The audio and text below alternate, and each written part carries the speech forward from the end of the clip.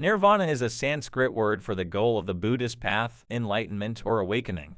In Pali, the language of some of the earliest Buddhist texts, the word is nibbana. In both languages, it means literally extinction, like a lamp or flame, or cessation. It refers to the extinction of greed, ill will, and delusion in the mind, the three poisons that perpetuate suffering. Nirvana is what the Buddha achieved on the night of his enlightenment. He became completely free from the three poisons. Everything he taught for the rest of his life was aimed at helping others to arrive at that same freedom. That's the basic idea, but there are of course many nuanced interpretations.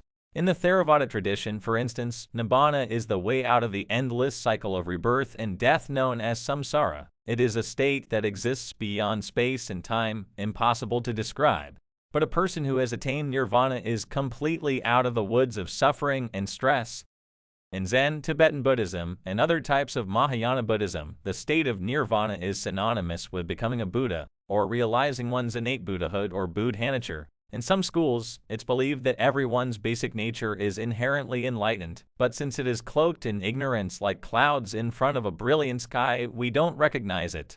From this perspective, freedom from suffering and getting out of the round of birth and death aren't the only goal. Once you become a Buddha, you can stay on hand to help until all sentient beings are freed from samsara.